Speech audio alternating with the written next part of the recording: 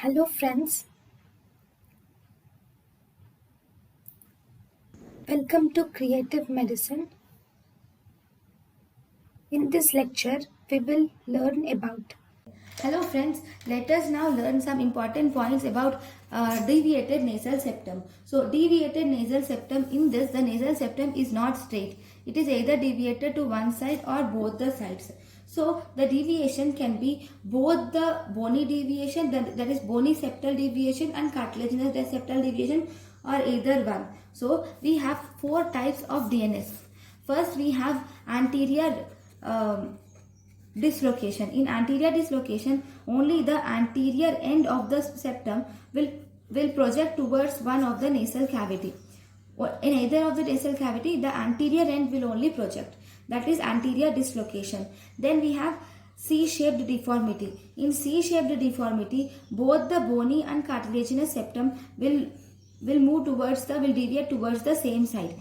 Then we have S-shaped deformity, where the cartilaginous will deviate to one side and bony to the other side. Then we have spur.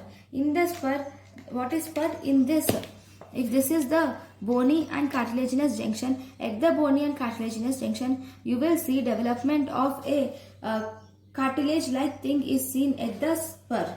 Okay, so these are the types of DNS. So what are the etiology? Etiology is, you will see that there will be trauma can cause DNS. It can be hereditary also, hereditary factors, because it runs in families.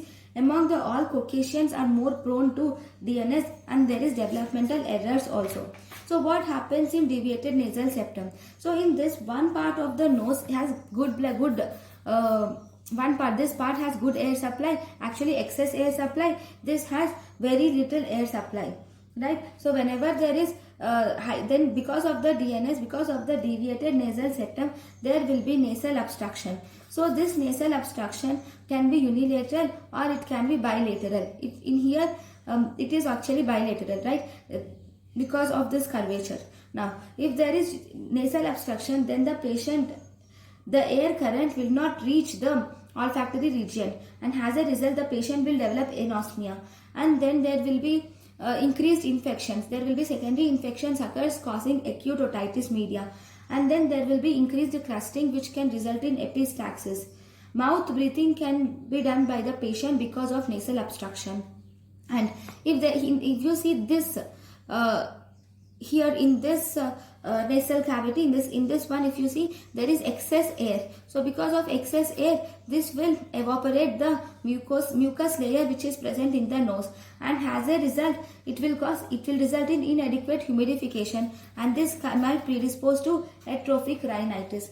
So how are you going to diagnose this DNS? You will have to do a test called as Cottrell's test. In Cottrell's test, you will pull the cheek to one side. When you pull the cheek to one side and ask the patient to breathe properly, then this deviated nasal septum will, if you pull the cheek to this side, then this deviated nasal septum will be a little, actually not that, if you pull the cheek to one side, this nasal one will move a little like this, and deviated nasal septum too. So as a result, the patient feels relieving of obstruction. So that will indicate the vestibular component, indicate that there is abnormality in vestibular component of nasal valve.